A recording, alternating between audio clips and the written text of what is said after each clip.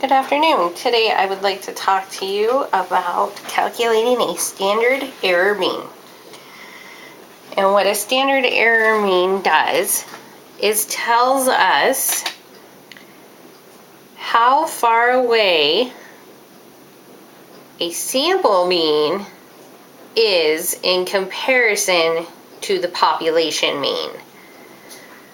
So this is what it tells us, and here we're going to calculate one. So to calculate my standard error mean, I have my number of samples that are taken. I'm given my population mean, my population standard deviation, and my sample mean. Now generally, of course, we're going to figure most of this out separately on our own, but for this moment, we're just going to go with what we're given. So first we want to find our standard error mean. That is the symbol for standard error mean. So we're going to take the population standard deviation and divide it by the square root of the number of samples we have, which gives us 10 over 5, which gives us an SEM of 2.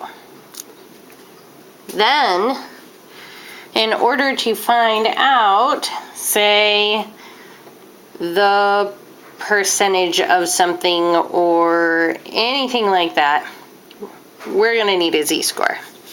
So for us, I would like to know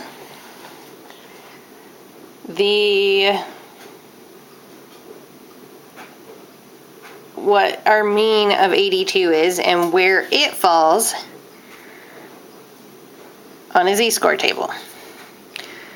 So to find our z-score, I'm going to take 82 minus 80 divided by our SEM.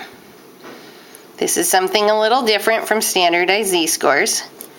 So we get 2 out of 2, which equals 1. So let's say that I want to know how this, where this falls comparing to our population. So I'm going to draw one of my infamously off-centered normal curves.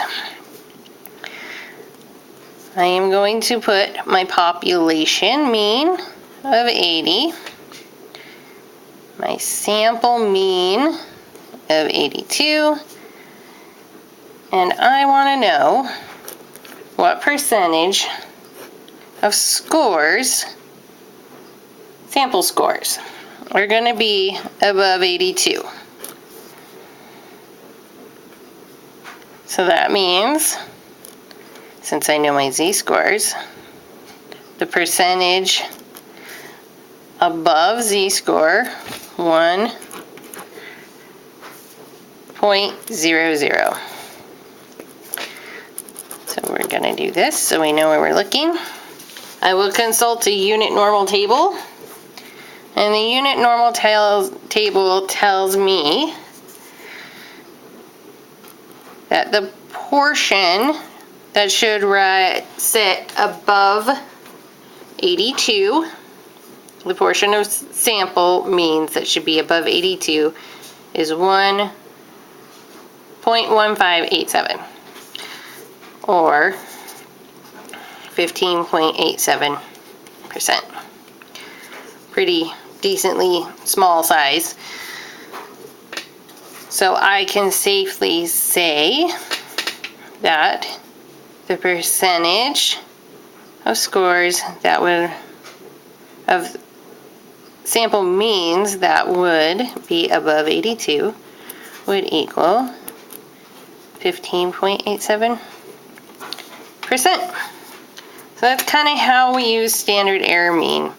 Our SEM tells us that this mean should fall within 2 points of our population mean.